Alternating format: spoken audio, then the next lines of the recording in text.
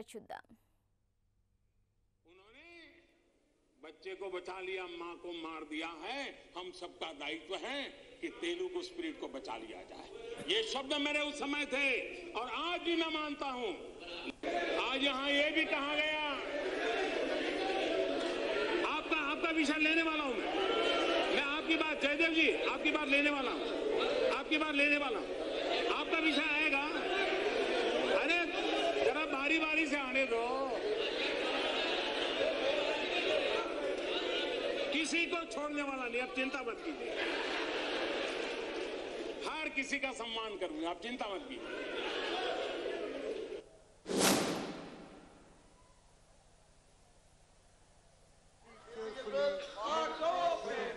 Expressed by the leader of opposition and all the other members who have spoken, especially those from Andhra Pradesh. The Home Minister has already mentioned the specific steps our government will take to address the concern of all regions of the state, particularly of Simandra. I would like to make a few further announcements in this regard.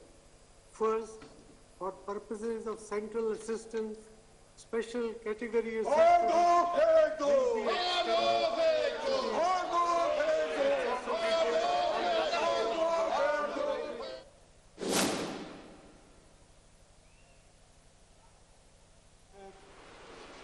on 20th February 2014, when the Andhra Pradesh Reorganization Bill 2014 was being discussed, I made a solemn commitment on the floor of this august house as Prime Minister of India, and I quote, "For purposes of central assistance, special category status will be extended to the successor state of Andhra Pradesh."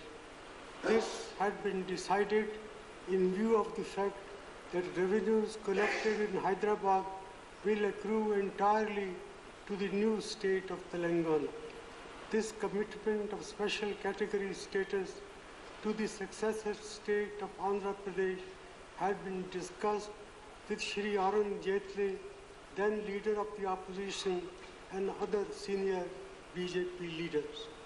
Government, sir, is a continuing entity. Commitments made on the floor of the House have to be honored and fulfilled. They are in the nature of an assurance on behalf of Parliament. I had expected my distinguished successor to fulfill the commitment I had made after consultation with his own. ఇప్పుడు తమిళ్లో అందరూ విన్నారు. ఆ రోజు నరేంద్ర మోడీ తిరుపతికి వచ్చినప్పుడు వెంకన్న సాక్షిగా ఇచ్చిన హామీ, మనకొక హామీ ఇచ్చాడు. ఢిల్లీ కూడా చిన్నబోయే విధంగా రాజధాని కట్టుకుందాం, బాబు గారికి అనుభవం ఉంది, నేను సహకరిస్తానని చెప్పి తిరుపతిలో వెంకన్న సాక్షిగా హామీ ఇచ్చారు. అక్కడి నుంచి నెల్లూరులో చెప్పారు, విభజన చట్టంలో ఉండే హామీలన్నీ మేము అమలు చేస్తామని చెప్పారు. తర్వాత మనం అమరావతి రాజధాని ఫౌండేషన్ రోజున పిలిచాం. ఆ రోజు మళ్ళీ చెప్పాడు, విభజన చట్టంలో ఉండే హామీలన్నీ తూచా తప్పకుండా అమలు చేస్తామని ఆ రోజు కూడా హామీ ఇచ్చారు. 29 సార్లు ఢిల్లీకి వెళ్ళాను. ఆయన ప్రధానమంత్రి ముఖ్యమంత్రి అయింది 2002లో అయితే, నేను ముఖ్యమంత్రి అయింది ఆయన కంటే 7 సంవత్సరాల కంటే ముందు 95లోనే మీ అందరి దయ వల్ల ఆశీర్వాదం వల్ల ముఖ్యమంత్రి అయ్యాను. అయితే బేషిజాలకు పోలేదు. రాష్ట్రం భావితరాల భవిష్యత్తు, అందుకనే ఓపిగ్గా వెళ్ళాను. 29 సార్లు వెళ్ళాను. అనేక సార్లు చెప్పాను, అన్యాయం జరిగింది, మీరు మాట ఇచ్చారు, ఈ మాట నిలబెట్టుకోమని పదే పదే రిమైండ్ చేశాను, గుర్తు చేశాను. కానీ కనికరించలేదు. 4వ బడ్జెట్ పెట్టారు, కడపటి బడ్జెట్. అందులో కూడా ఏమీ చేయలేదు. అప్పుడు నాకు అనిపించింది ఇంకా లాభం లేదు, తిరుగుబాటు తప్ప వేరే మార్గం లేదని ఆ రోజే నిర్ణయించుకున్నాను. అందుకని మన మంత్రులు అశోక్ గారు కానీ చౌదరి ఉంటే ఇద్దరిని రాజీనామా చేయమంటే అశోక్ గారు ఒకే మాట అన్నారు, ఒక్క నిమిషం కూడా ఆలోచించకుండా రాష్ట్రం కోసం ఇప్పుడే రాజీనామా చేస్తామని చెప్పిన వ్యక్తి మన అశోక్ గారు అని చెప్పి కూడా నేను మీకు తెలియజేస్తున్నా. రాజీనామా చేశాం.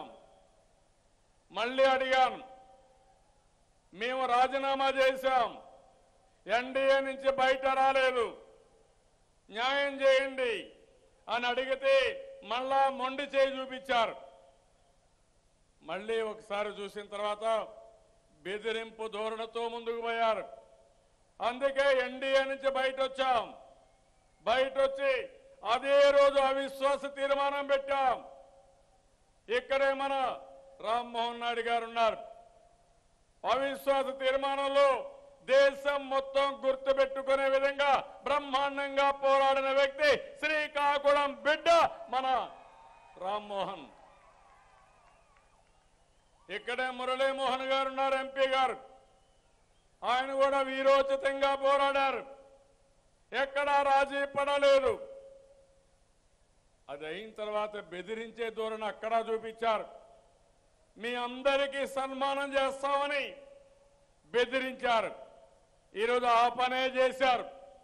మన ఎమ్మెల్యేల పైన ఇన్కమ్ ట్యాక్స్ దాడులు చేశారు, ఈడీ దాడులు చేశారు, ఎంపీల పైన చేశారు, మన రాష్ట్రం పైన చేశారు.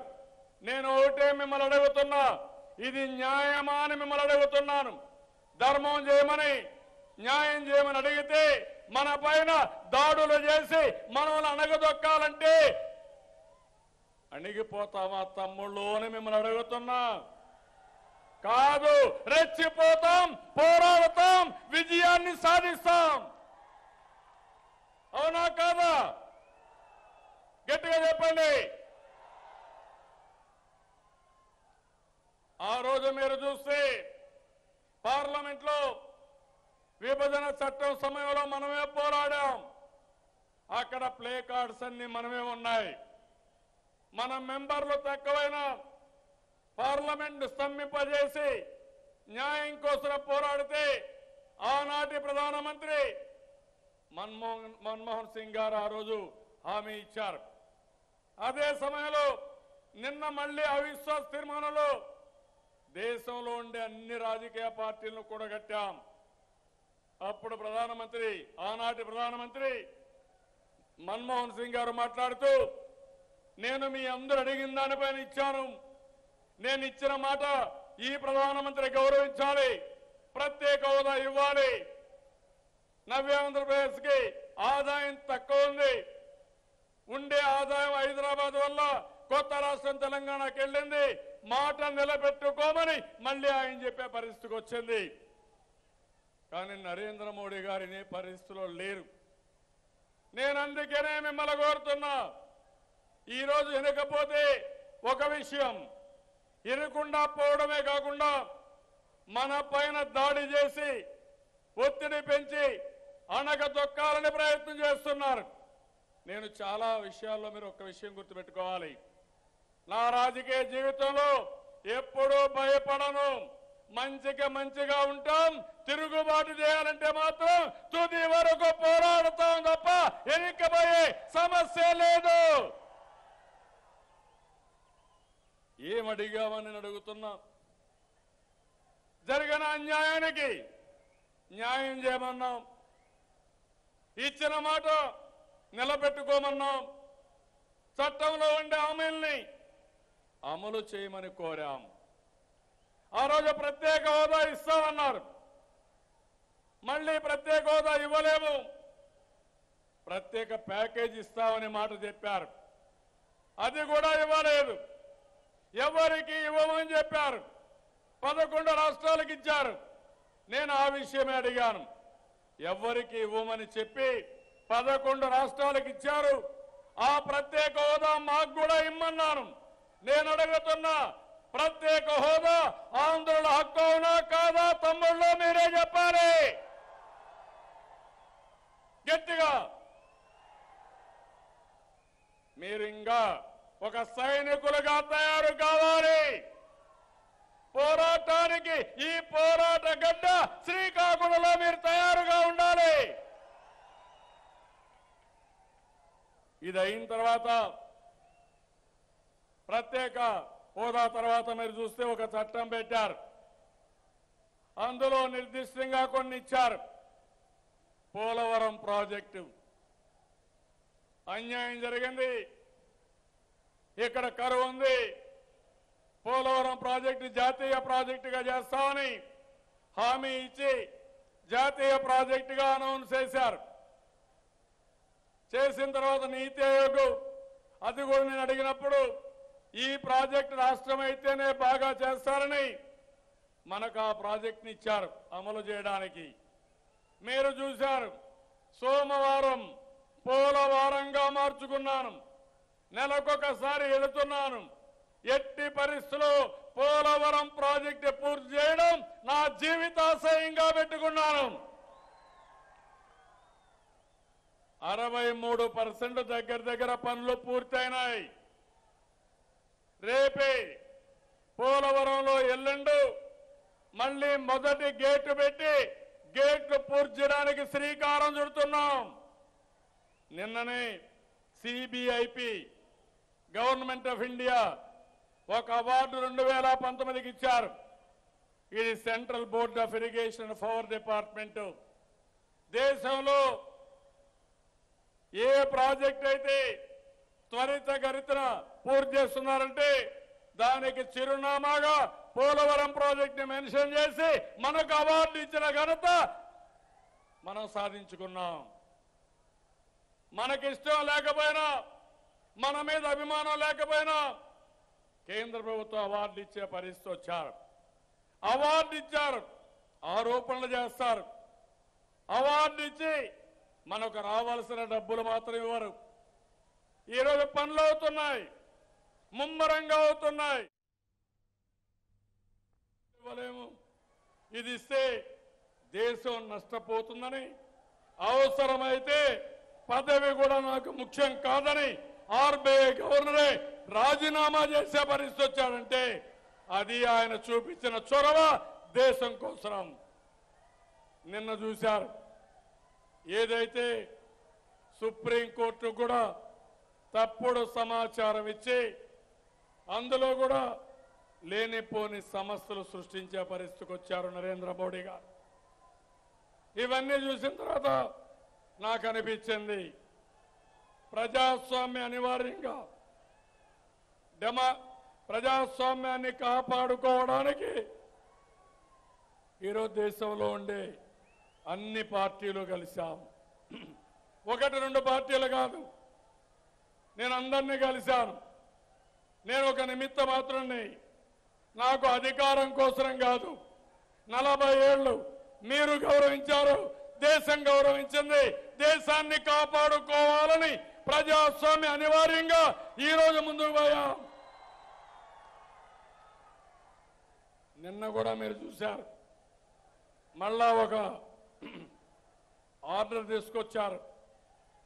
గవర్నమెంట్ ఆఫ్ ఇండియాలో ఉండే 10 ఆర్గనైజేషన్లు మీ ఫోను ట్యాప్ చేయొచ్చు, నా ఫోను ట్యాప్ చేయొచ్చు, నా కంప్యూటర్లో ఉండే ఇన్ఫర్మేషన్ తీసుకోవచ్చు.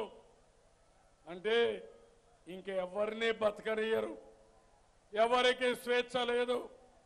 ఎవరు కూడా ధైర్యంగా ముందుకు పోకుండా అందరినీ బెదిరించే పరిస్థితి ఈ బీజేపీ నరేంద్ర మోడీ గారు తీసుకునే పరిస్థితి వచ్చింది.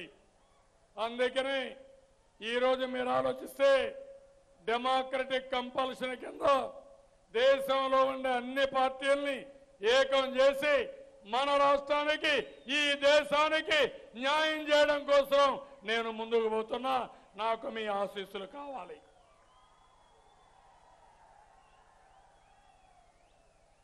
ప్రజాస్వామ్యం చాలా విలువైంది.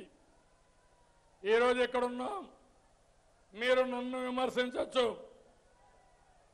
ఇంకొకరు చెప్పచ్చు, పేపర్లో రాయొచ్చు, కానీ ప్రజాస్వామ్యం దెబ్బతింటే మనం ఏమీ చేయలేం.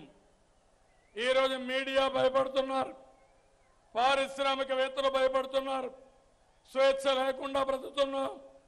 ఇంకో పక్క ఈవీఎంలు ఉన్నాయి, అది కూడా మీరు గుర్తుపెట్టుకోవాలి. ప్రజాస్వామ్యాన్ని కొంతమంది ఏవైతే ఓటింగ్ మెషిన్స్ ఉన్నాయో దానికి అప్పచెప్పడం కూడా కరెక్ట్ కాదు. నేను టెక్నాలజీ తెలిసిన వ్యక్తిని, ఎన్నో సంవత్సరాలుగా టెక్నాలజీని ఈ దేశంలో ప్రమోట్ చేసిన వారిలో మొదటి వ్యక్తిని నేనేనని చెప్పి కూడా నేను మీకు తెలియజేస్తున్నా. ఆ రోజు టెలికాం పాలసీ కోసం వాజ్పేయి గారి పీరియడ్లో ఒక కమిటీ వేస్తే ఆ కమిటీ ఆధ్వర్యంలో ఒక రిపోర్ట్ ఇచ్చి డీరెగ్యులేషన్ కూడా తీసుకొచ్చాం. దీనిపైన చర్చ జరగాలి. ఏవైతే ఈవీఎం మిషన్లు ఉన్నాయో దీనివల్ల ప్రజలు ఎవరు ఓటేశారో తెలియదు. వేసిన తర్వాత మన ఓటు మనం అనుకున్న అభ్యర్థికి పోయిందా లేదా మనం చూసే పరిస్థితి లేదు. ఒకవేళ ఎవరైనా అభ్యర్థి ఓడిపోతే 5 సంవత్సరాలు కష్టపడితే మళ్ళా ఒకసారి రీ ఓటింగ్ కౌంటింగ్ కూడా అవకాశాలు ఇచ్చే పరిస్థితి లేకుండా పోయింది. నేను అపోజిషన్లో ఉన్నప్పుడు గట్టిగా పోరాడాం. ఆ రోజే మీరు చూశారు, ఆ రోజే వీవీప్యాట్లు తీసుకొచ్చాం. అంటే ఎలక్ట్రానిక్ ఓటింగ్ మెషిన్లో ఒక ప్రింటింగ్ ఇది పెట్టి మనం చూసే విధానం తీసుకొచ్చాం. కానీ అది కూడా సరిగా పనిచేయడం లేదు, సరిగా కనపడదు. అందుకనే ప్రజలందరూ అప్రమత్తంగా ఉండాలి, ప్రజాస్వామ్యాన్ని కాపాడుకోవాలి. అవసరమైతే పాత పద్ధతిలోనే పేపర్ బ్యాలెట్ ఈ ప్రజాస్వామ్యానికి శ్రీరామరక్ష. ఒప్పుకుంటారా మీరు అడుగుతున్నా? ఒప్పుకుంటావంటే చేలు పైకెత్తని అడుగుతున్నా. ఎప్పుడు కూడా స్వాతంత్రాన్ని మనకు వచ్చినటువంటి ఫండమెంటల్ రైట్ ఓటేయడం, అలాంటి ఓటుని ఏదో ఒక మెషిన్కో ప్రోగ్రామ్ తయారు చేసే ఒక వ్యక్తికో అప్పచెప్పి నమ్మకం లేని వ్యవస్థ కంటే నమ్ముకున్న పేపర్ బ్యాలెటే బెటరు. ప్రపంచంలో బాగా అభివృద్ధి చెందిన దేశాలన్నీ పేపర్ బ్యాలెట్ లో ఉన్నాయి తప్ప ఎక్కడ కూడా ఈ మెషిన్ల పైన ఆధారపడలేదు తమ్ముళ్ళు. ఆ విషయం మీరు గుర్తుపెట్టుకోవాలి. దానిపైన కూడా పోరాడుతున్నాం. ఇంకో పక్క ఈరోజు మన రాష్ట్రంలో మీరు చూస్తే విద్యా సంస్థలు ఇంతవరకు ఒకటి కూడా రాలేదు. పేపర్ మీద శాంక్షన్ చేశారు. 11,000 కోట్లు ఖర్చు పెట్టాలి, ఇచ్చింది 600 కోట్లు ఇమ్మని అడుగుతున్నాం. ఇదే రేషియోలో పని అయితే 30 ఏళ్లు పడుతుంది. అంటే మనం 30 సంవత్సరాలు వెయిట్ చేయాలని కేంద్రాన్ని నిలదీస్తున్నానని చెప్పి కూడా నేను మీకు తెలియజేస్తున్నా. ఇంకో పక్క కాకినాడలో పెట్రోకెమికల్ కారిడార్ కోసం అడిగితే దానికి అడ్డం పెడతారు. రాజస్థాన్కి ఇస్తారు, మనకు మాత్రం ఇవ్వరు. నేను అనేక సార్లు అడిగాను. నేను ఒకటే మీకు హామీ ఇస్తున్నా, పోరాడతాం. మీరు ముందుకు రాకపోతే ప్రైవేటు వ్యక్తులకు మీరు ఇచ్చే ఇన్సెంటివ్లు ఇచ్చి తప్పకుండా పెట్రోకెమికల్ కారిడార్ కూడా కాకినాడలో పెడతామని, ఇది జయప్రదం అవుతుందని మీ అందరికీ తెలియజేస్తున్నా. ట్యాక్స్ ఇన్సెంటివ్స్ అన్ని మనకివ్వాలి, ఇవ్వలేదు. మన రాష్ట్రంలో ఉండే యూనిట్లు కూడా తెలంగాణకు ట్యాక్సులు కట్టే పరిస్థితికి వచ్చారు. అదే మరిగా ఇన్ఫ్రాస్ట్రక్చర్కి డబ్బులు ఇస్తామని ఇచ్చే పరిస్థితుల్లో లేరు. విమానాశ్రయాల విస్తరణ విజయవాడలో 700 ఎకరాలు ఇచ్చాం, తిరుపతిలో 737 ఎకరాలు ఇచ్చాం, రాజమండ్రికి 800 ఎకరాలు ఇచ్చాం. భూమి ఉచితంగా ఇచ్చిన విమానాలు అభివృద్ధి చేయమంటే, విమానాశ్రయాన్ని అభివృద్ధి చేయమంటే చేసే పరిస్థితిలో లేరు. మొన్ననే సింగపూర్ నుంచి ఏదైతే విమానం మన రాజధానికి రావాలంటే దానికి కూడా ఆమోదం చెప్పకపోతే నేనే అవసరమైతే నష్టం వస్తే వైబిలిటీ గ్యాప్ ఫండింగ్ కింద మేమే డబ్బులు పెట్టుకుంటామంటే దానికి కూడా అడ్డం పెట్టారు. ఇప్పుడు అది గ్రేట్ డిఫికల్టీతో వచ్చింది. చాలా మంది సింగపూర్కి నేరుగా పోయే పరిస్థితికి వచ్చారు. ఇంకో పక్కన గ్రే హౌండ్స్ కానీ, షెడ్యూల్ 9, 10 విద్యా సంస్థల విభజన కానీ, నదీ బోర్డుల నిర్వహణ కానీ, ఏపీ భవన్ని డివైడ్ చేసుకోవడం కానీ ఏమీ చేసే పరిస్థితులు లేరు. ఇది ఎక్కడ న్యాయం అని నేను అడుగుతున్నా. ఒక విభజన జరిగితే, ఒక కుటుంబంలో విభజన జరిగితే 10 మంది కూర్చొని ఇద్దరికి ఆమోదయోగ్యంగా ఎవరికి నష్టం జరగకుండా సమస్య పరిష్కారం చేస్తారు. అలాంటి కనీస ధర్మాన్ని పాటించలేదు. మీరే విన్నారు, నరేంద్ర మోడీ గారు చెప్తున్నారు, నేను యూటర్న్ తీసుకున్నానని. నాది యూటర్న్ కాదు, మీదే యూటర్న్, నాది స్ట్రైట్ టర్న్, రైట్ టర్న్. నేనేదో అవినీతి పార్టీ వైఎస్ఆర్ కాంగ్రెస్ పార్టీ ఉచ్చులో పడ్డానని కాదు. బల్లి ఎగిరెగిరి కుర్తులో పడినట్టు మీరే పోయి ఆ కుర్తులో పడ్డారు తప్ప నేను కాదు. ఇంకొక పక్కన నాకంటే కేసీఆర్కు మెచ్యూరిటీ ఉందని నన్ను విమర్శించే పరిస్థితికి వచ్చారు. నేను మిమ్మల్ని నమ్ముకున్నాను, అభివృద్ధి చేస్తున్నాను. అదే సమయంలో నాకు ఎవరితో గొడవలు లేవు.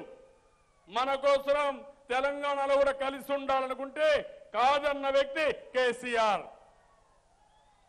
ఒకప్పుడు ప్రత్యేక హోదా మనకు సహకరించి ఎన్నికల సమయంలో సోనియా గాంధీ కూడా తెలంగాణలో ప్రత్యేక హోదా ఆంధ్రాకి ఇవ్వాలని చెప్తే వ్యతిరేకించిన వ్యక్తి కేసీఆర్.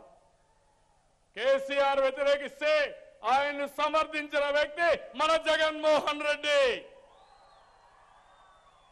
వాళ్ళు గెలిస్తే పండుగలు చేసుకున్న వ్యక్తులు ఈ వైఎస్ఆర్ కాంగ్రెస్ పార్టీ నాయకులు.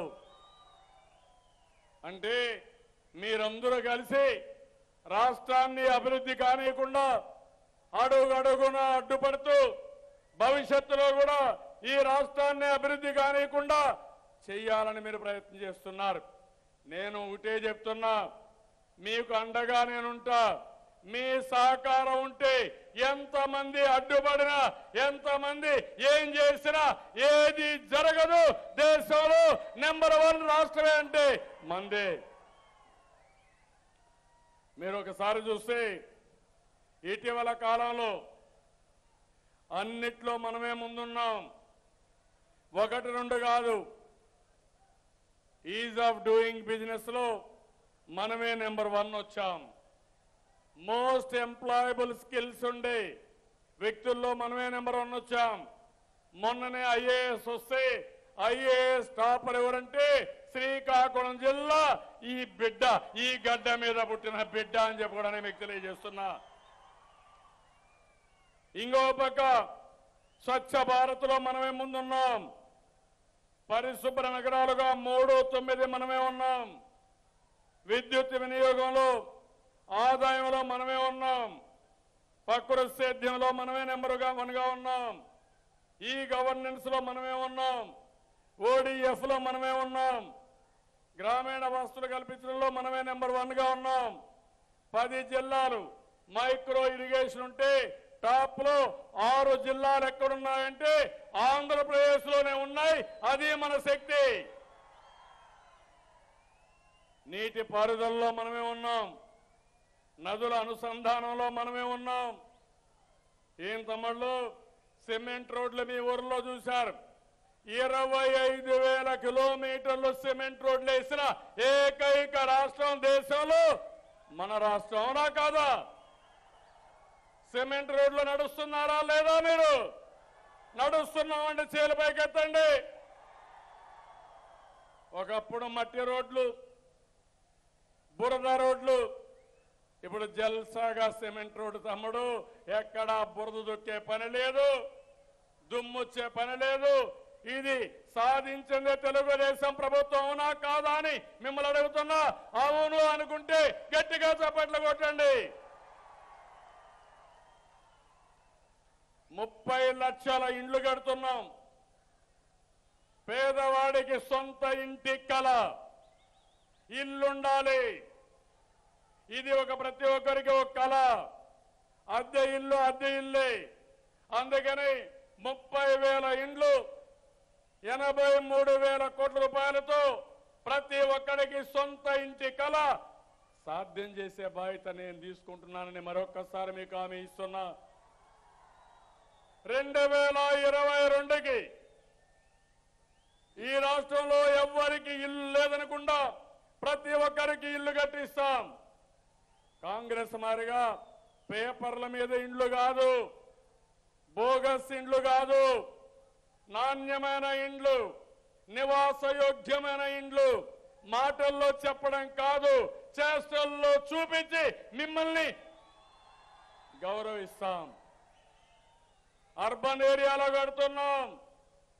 గేటెడ్ కమ్యూనిటీ కంటే, డబ్బులు ఉండే వాళ్ళకంటే మెరుగైన వసతులతో ఇండ్లు కట్టించే కార్యక్రమానికి శ్రీకారం చుట్టాం. 750 అడుగుల ఇల్లు కోసం ముందుకు పోయాం. ఇంకో పక్క ఇప్పటికిచ్చిన 30 లక్షల ఇండ్లు ఎక్కడన్నా కొన్ని లేకపోతే, కొంతమందికి రాకపోతే అందరికీ, అర్హులందరికీ ఇండ్లు ఇచ్చే బాధ్యత ఈ ప్రభుత్వానికి 2022కి పూర్తి చేస్తాం. ఇంకొక పక్కన ఈరోజు 16 లక్షల కోట్ల రూపాయలు విలువైన ఎంఓయూలు చేశాం. పెట్టుబడులు వస్తున్నాయి. విశాఖపట్నం ఫిన్టెక్ హబ్గా తయారు చేస్తాం. ఇక్కడ భావనపాడు వస్తుంది, ఇండస్ట్రీస్ వస్తాయి. శ్రీకాకుళంలో వ్యవసాయాన్ని, ఇండస్ట్రీని, సర్వీస్ సెక్టర్ని అభివృద్ధి చేసి రాష్ట్రంలోనే మెరుగైన జిల్లాగా తయారు చేసే బాధ్యత నాది అని మరొక్కసారి మీ అందరికీ హామీ ఇస్తున్నా. ఈరోజు కేంద్రం అడ్డుపడినా, ఇండస్ట్రియల్ ఇన్సెంటివ్స్ ఇవ్వకపోయినా మన స్వశక్తితో, మన మీద ఉండే నమ్మకంతో పెద్ద ఎత్తున పెట్టుబడులు వచ్చాయి. కియా మోటార్స్ అనంతపూర్కి వచ్చింది, తిరుపతిలో టీసీఎల్ వచ్చింది. ఇంకో పక్క మన శ్రీకాకుళంలో తొందరలోనే మీరు చూస్తారు భోగాపురం విమానాశ్రయం వస్తుంది, భావనపాడు పోర్ట్ వస్తుంది. ఈ రెండు వస్తే ఈ తీర ప్రాంతం అంతా కూడా ఇండస్ట్రీస్ పెద్ద ఎత్తున వస్తాయి. నా ఆలోచన ఒకటి, ఇచ్చాపురం నుంచి భోగాపురం వరకు నేషనల్ హైవేకి సమాంతరంగా బీచ్ రోడ్ వేసుకోగలిగితే, మధ్యలో రోడ్లు వేసుకొని కనెక్ట్ చేస్తే ప్రపంచం మొత్తం పెట్టుబడులు పెట్టాలంటే ఈ శ్రీకాకుళానికి వచ్చేట్టుగా ఏర్పాటు చేస్తాం. ఇంకొక పక్కన 32 లక్షల మరుగుదొడ్లు కట్టాం, 35 లక్షల వంట గ్యాస్ కనెక్షన్లు ఇచ్చాం, 10 లక్షల ఫామ్ పాండ్స్ తవ్వాం, 62 ప్రాజెక్టులు, ఇరిగేషన్ ప్రాజెక్టులు పూర్తి చేసి గోదావరి, కృష్ణా 2 నదుల అనుసంధానం చేశాం. తొందరలోనే నదుల అనుసంధానాన్ని గోదావరి నుంచి పెన్నాకు తీసుకెళ్తాం. ఉత్తరాంధ్ర సుజల స్రవంత ద్వారా గోదావరి నీళ్లు శ్రీకాకుళం వరకు వంశధార, నాగావళి, బాహుద ఇవి కూడా పూర్తి చేస్తాం. ఇంకొక పక్కన 31 లక్షల ఎకరాలకు నీళ్లు ఇస్తున్నాం. అన్నా క్యాంటీన్లు ఏం తమ్ముళ్ళు బాగా ఉన్నాయా అని అడుగుతున్నా, భోంచేశారా అని మిమ్మల్ని అడుగుతున్నా. 5 రూపాయలకే భోజనం పెట్టేది ఒక్క తెలుగుదేశం ప్రభుత్వం అవునా కాదా అని మిమ్మల్ని అడుగుతున్నా. ఇది చెట్టు కింద భోజనం కాదు, రోడ్డు మీద భోజనం కాదు, ఒక మంచి వాతావరణం. కేఎఫ్జీ మారిగా లేకపోతే మెక్డొనాల్డ్ మారిగా ఒక బ్రహ్మాండమైన బిల్డింగ్ కట్టి నాణ్యమైన భోజనం, రుచికరమైన భోజనం 5 రూపాయలకే మీకు పెడుతున్నామంటే అది ఈ ప్రభుత్వం యొక్క ఘనత. ఇంకొక పక్కన ఈరోజు మీరు చూశారు, పేదవాళ్ళందరికీ రూపాయి కేజీ బియ్యం ఇచ్చాం. మళ్ళా క్రిస్మస్ వస్తుంది, క్రిస్మస్ గిఫ్ట్ ఇస్తున్నాం. మళ్ళీ సంక్రాంతి వస్తుంది, సంక్రాంతి కానుక ఇస్తున్నాం. ఇంకో పక్క ఒక మాట చెప్పాను, పేదవాళ్ళకి మీ పిల్లలు చూసుకోకపోయినా మీ ఇంటికి పెద్ద దిక్కుగా ఉంటానని, పెద్ద కొడుకుగా ఉంటానని చెప్పి మాట నిలబెట్టుకున్నాను. ఒకప్పుడు వీళ్ళు ఇచ్చింది 200 రూపాయలు, ఇంత మళ్ళీ ఇప్పుడు 1000 రూపాయలు. దీనితో పేదవాళ్ళ గౌరవం పెరిగింది, వృద్ధుల మీద ఆప్యాయత పెరిగింది. అది ఈ ప్రభుత్వం చేసిన ఘనత. ఇంకో పక్క పేదవాళ్ళు ఎక్కడన్నా రోడ్డు యాక్సిడెంట్ అయి చనిపోతే ఆ ఆడబిడ్డ పిల్లలు అనాథులు కాకుండా 5 లక్షల రూపాయల బీమా ఇస్తున్నా. అవునా కాదా అని మిమ్మల్ని అడుగుతున్నా. ఇంకొక పక్క మా తమ్ముళ్ళు యువత ప్రపంచంలో ఎక్కడా ఇవ్వాలా, ముఖ్యమంత్రి యువ నేస్తం కింద 1000 రూపాయలు నిరుద్యోగ భృతి ఇచ్చిన ఏకైక ప్రభుత్వం మన ప్రభుత్వం. ఒక 1000 రూపాయలు ఇవ్వడమే కాదు, మీకు శిక్షణ ఇప్పిస్తాం, మీకు అండగా ఉంటాం. ప్రతి ఒక్క తమ్ముడికి ఉద్యోగం వచ్చే వరకు, ఉపాధి కలిగే వరకు నాది భరోసా, మీకు అండగా ఉంటానని యువత అందరికీ తెలియజేస్తున్నా. నా నమ్మకం మన పిల్లల మీద. జ్ఞానబేరి పెట్టాం, యూనివర్సిటీలో జిల్లా కోడ్ పెట్టాం, బ్రహ్మాండమైన స్పందన. ఎక్కడ పోయినా పిల్లల్లో ఆత్మవిశ్వాసం పెరిగి ప్రపంచాన్ని మేము ఎక్కడికక్కడ ప్రపంచం మొత్తం సేవలు అందిస్తామని ముందుకొచ్చే పరిస్థితికి వచ్చారు. ఇది వినూత్నమైన అనుభవం. నిన్ననే ఇన్నోవేషన్లో ఎవరు ముందున్నారంటే దానికి కూడా చిరునామా మందేనని చెప్పి కూడా నేను మీకు తెలియజేస్తున్నా. ఒక విషయం కాదు, అన్ని విషయాల్లో ముందుకున్నాం. మీ ఖర్చు తగ్గించడానికి పెళ్లి కానుక తీసుకొచ్చి ఆడపిల్లలకి పెళ్లిళ్ళు చేసే బాధ్యత కూడా నేనే తీసుకున్నా. ఇంకొక పక్కన 18 లక్షల మంది విద్యార్థులకి స్కాలర్షిప్లు ఎక్కడా ఇబ్బంది లేకుండా ఇస్తున్నాం. ఎన్టీఆర్ వైద్య సేవలో 2,50,000 ఇచ్చి అప్పటికి కూడా చాలకపోతే నా దగ్గరికి వస్తే 5 నుంచి 10-15 లక్షల రూపాయలు ఖర్చు పెట్టి ఈ పేద పిల్లల్ని, పేదవాళ్ళకి ఆరోగ్యాన్ని కాపాడే బాధ్యత తీసుకున్నాం. తమిళలో ఇంకొక పక్కన మీరు చూస్తే ఈరోజు రాష్ట్రంలో 24,24,000 కోట్ల రూపాయలు రుణమాఫీ చేసి రైతాంగాన్ని ఆదుకున్నాం. నేను ఒకటే మీ అందరికీ హామీ ఇస్తున్నా, రైతులకు నేను అండగా ఉంటా, తోడుగా ఉంటా. రైతు జీవితాల్లో వెలుగొచ్చే వరకు రైతుకు తోడుగా ఉండి అన్ని విధాలా ఆదుకుంటాను. నీళ్లు కానీ, కావలసిన పెట్టుబడులు కానీ, ఇన్పుట్స్ కానీ, ఏదైనా వర్షం అకాలంగా వచ్చినా, కరువు వచ్చినా పూర్తిగా ఆదుకుంటామని చెప్పి కూడా నేను మీకు తెలియజేస్తున్నా. ఇటీవల కేంద్రంలో నరేంద్ర మోడీ గారు కేంద్ర ప్రభుత్వం చెప్పారు, రైతు ఆదాయం 2 చేస్తామని. 4 ఏళ్లలో వీళ్ళు చేసింది 2.4% అభివృద్ధి. అదే మనం 11% అభివృద్ధి చేసి 4 సంవత్సరాల్లో రైతు ఆదాయాన్ని 2 చేసిన ప్రభుత్వం ఈ తెలుగుదేశం ప్రభుత్వం అని చెప్పి కూడా మీకు తెలియజేస్తున్నా. ఈరోజు కేంద్రం ఉంది, అన్నిట్లో ఫెయిల్ అయ్యారు. ప్రధానమంత్రి గారు చాలా మాట్లాడారు, నోట్ల రద్దు చేశారు. ఎవరికైనా లాభం వచ్చిందా తమ్ముళ్ళు? మీకు స్విస్ బ్యాంకుల్లో ఉండి నల్లధనాన్ని తీసుకొచ్చి మీకు 15 లక్షల రూపాయలు బ్యాంకులో వేస్తామని వేశారా? ఏమైనా వచ్చిందా? బ్యాంకుల్లో డబ్బులున్నాయా? ఏటీఎంలు పనిచేస్తున్నాయా? ఇది ఎక్కడ న్యాయమని నేను అడుగుతున్నా. జీఎస్టీ తీసుకొచ్చారు, చాలా సమస్యలు వచ్చాయి. ఇంకో పక్క అన్ని స్లోగన్లు మాట్లాడారు, అన్ని కూడా స్లోగన్లకే మిగిలిపోయే పరిస్థితికి వచ్చారు. రూపాయి విలువ పడిపోయింది, పెట్రోల్ ధరలు పెరిగాయి, నిత్యావసర వస్తువుల ధరలు పెరిగాయి, షెడ్యూల్ కులాలపైన దాడులు పెరిగాయి. ముస్లిం సోదరులు అయితే ఎక్కడికక్కడ అభద్రతా భావంతో ముందుకు పోయే పరిస్థితికి వచ్చారు. ఇలాంటివి చాలా జరిగే పరిస్థితికి వచ్చాయి. ఇవన్నిటిని కూడా నేను మిమ్మల్ని అందరినీ కోరేది ఒకటే, ఈరోజు శ్రీకాకుళం జిల్లా ఉంది. ఈ జిల్లాని అన్ని విధాలు ఆదుకునే బాధ్యత నేను తీసుకుంటాను. ఈరోజు ఏదైతే వంశధార పూర్తి చేస్తాం, దీని ద్వారా 2,50,000 ఎకరాలకు 2 పంటలకు నీళ్లు ఇచ్చే బాధ్యత ఈ ప్రభుత్వం తీసుకుంటాం. జూన్ కంతా పూర్తి చేస్తామని మరొకసారి ఈ సభలో హామీ ఇస్తున్నా.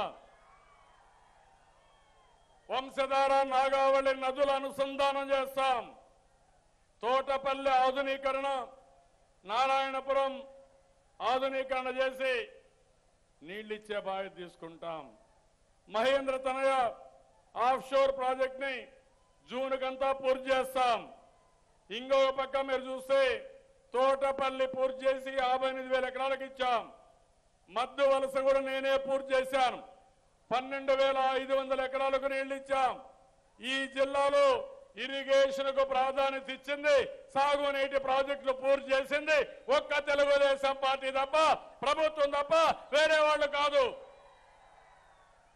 అవునా కాదా అని మిమ్మల్ని అడుగుతున్నా.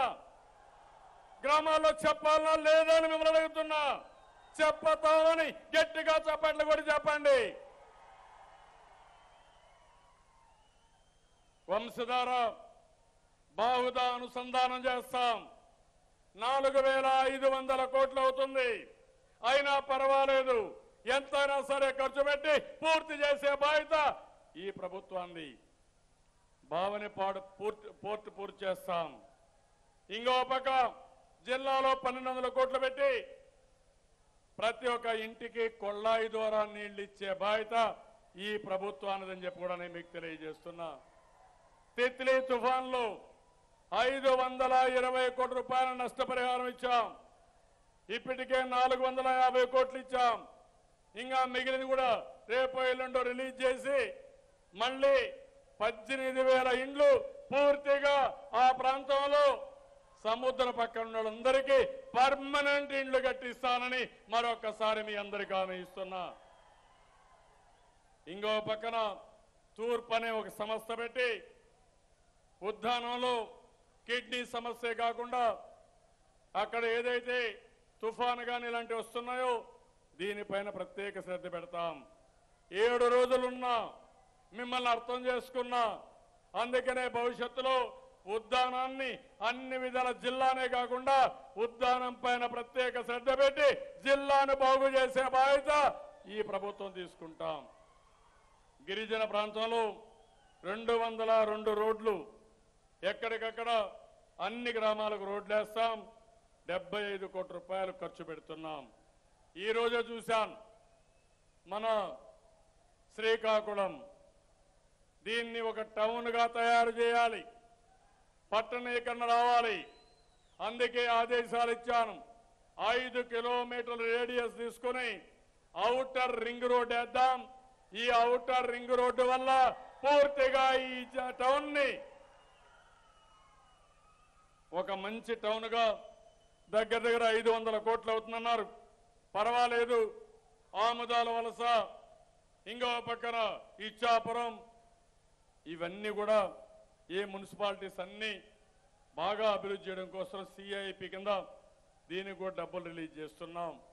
నా ఆలోచన ఒకటి, ఈ రోజే మీరు చూశారు, ఎన్నో సంవత్సరాలుగా తెలుగుదేశం పార్టీ ఉన్నా 36 సంవత్సరాల తర్వాత మనకంటూ మన ఆఫీసుని కట్టారు. తెలుగుదేశం పార్టీ ఆఫీసు బిల్డింగ్ జిల్లాలో కట్టారు. చూశారా తమ్ముళ్ళు? ఎవరన్నా అడుగుతున్నాను మిమ్మల్ని. చాలా బాగా కట్టారు, అవునా కాదా? జిల్లా పార్టీ అధ్యక్షురాలు కళా వెంకట్రావు గారు, పక్కనే అచ్చెన్నాయుడు గారు, ఎంపీ రామ్మోహన్ రెడ్డి అందరూ కలిసి ఒక బ్రహ్మాండమైన ఆఫీసుని జిల్లాలో కట్టారు. వాళ్ళని గట్టిగా అభినందిస్తున్నా. మీరు కూడా చప్పట్లు కొట్టి మనకంటూ ఒక ఇల్లు కట్టారు. ఎప్పుడు కూడా తెలుగుదేశం పార్టీ కార్యాలయాలు పేదవాళ్లకు ఒక దేవాలయం మాదిరిగా పనిచేయాలి. పేదల సమస్య పరిష్కారం కోసం అనునిత్యం పనిచేయాల్సిన ఆఫీసులు మన ఆఫీసులు. అలాంటి ఆఫీసుని ఈరోజు కార్యకర్తలకు అందజేసినటువంటి నాయకుల్ని మనస్ఫూర్తిగా అభినందిస్తున్నా. ఈరోజు నేను మిమ్మల్ని అందరినీ ఒకటే కోరుతున్నాను. ఇక్కడ మీరు సమావేశమయ్యారు. 2 పవిత్రమైన కార్యక్రమాలు చేసుకున్నాం. ఒకటి, మనకంటూ ఒక సొంత ఇల్లు జిల్లా హెడ్ క్వార్టర్లో పార్టీ కార్యాలయాన్ని నిర్మాణం చేసిన మిమ్మల్ని అందరినీ అభినందిస్తున్నా. తెలుగుదేశం పార్టీ కుటుంబాన్ని రేపు ఎక్కడా ఎత్తుక్కునే పని లేదు. నేరుగా మన ఆఫీస్కి వెళ్ళొచ్చు, ఆన్నే ఉండొచ్చు, అక్కడే కూర్చోవచ్చు. ఏ కార్యక్రమం కావాలన్నా సొంత అడ్రస్ క్రియేట్ చేసిన నాయకుల్ని మనస్ఫూర్తిగా అభినందిస్తున్నా. మీరు కూడా గట్టిగా చప్పట్లు కొట్టి అభినందించండి. ఇంకొకటి, ధర్మ పోరాటం, 10వ ధర్మ పోరాటం. నేను మిమ్మల్ని అడుగుతున్నా, ఈ జిల్లాని అన్ని రంగాలలో అభివృద్ధి చేస్తాం. నేను ఒకటే హామీ ఇస్తున్నా, ప్రతి ఒక్క ఎకరాకు నీళ్లు ఇస్తాం. బావనపాడు పోర్టు తీసుకొస్తాం. అక్కడే రైతాంగాన్ని కూడా విజ్ఞప్తి చేస్తున్నాను, మీరు కూడా సహకరించండి. మీ ప్రాంతం అభివృద్ధి అవుతుంది. పెద్ద ఎత్తున ఇన్ఫ్రాస్ట్రక్చర్ అభివృద్ధి చేస్తాం. పట్టణీకరణ కోసం ముందుకు పోతాం. టూరిజం అభివృద్ధి చేస్తాం. ఇవన్నీ అభివృద్ధి చేయాలంటే మీ సహకారం అవసరం. ఇక్కడ ఎవరైతే తిరుగుతున్నారో నాయకుల్ని మీరు ఒకటే గుర్తుపెట్టుకోవాలి, మనం కష్టాల్లో ఉంటే రారు. వీళ్ళు చేయగలిగింది కూడా ఏమీ లేదు. ఈ పేదవాళ్లకు న్యాయం చేసే ఏకైక పార్టీ తెలుగుదేశం పార్టీ తప్ప వేరే పార్టీ లేదు. వెనుకబడిన వర్గాలకి, షెడ్యూల్ కులాలకి, షెడ్యూల్ తెగలకి, మైనారిటీ సోదరులకి, అగ్రవర్ణాల్లో ఉండే పేదవాళ్ళకు కూడా న్యాయం చేసే కార్యక్రమం తీసుకుంటాం. ఎక్కడికక్కడ ఉపాధి కల్పిస్తాం. మౌలిక సదుపాయాలు పూర్తవుతున్నాయి. సంక్షేమ కార్యక్రమాలు అర్హులందరికీ ఇస్తున్నాం. ఇంకా ఎప్పటికప్పుడు సంక్షేమ కార్యక్రమాల్ని మెరుగైన కార్యక్రమాలు తీసుకెళ్తాం. అదే మరిగా ఆదాయాన్ని సంపాదించుకోవడానికి ఎక్కడికక్కడ ఆదరణ కింద పనిముట్లు కానీ, అదే మరిగా ఆర్థిక సహాయం చేసి ఉపాధిలో ముందుకు పోవడం కానీ ఇలాంటి కార్యక్రమాలకు శ్రీకారం చుడతాం. ఇప్పుడిప్పుడే 4.5 సంవత్సరాల కష్టార్జితం కేంద్రం సహకరించలేదు. ఇక్కడుండే రాజకీయ పార్టీలు అభివృద్ధి పైన విషం కక్కారు, అడ్డుపడ్డారు, కోర్టుకు పోయారు. నేను ఒకటే చెప్పాను, నేను ప్రజల పక్షాన ఉంటాను. మీరు ఎన్ని అడ్డుపడినా కడాన మీ గ్రామాన్ని కూడా నేను అభివృద్ధి చేస్తాను తప్ప అడ్డుపడితే వెనక్కిపోయే సమస్య లేదని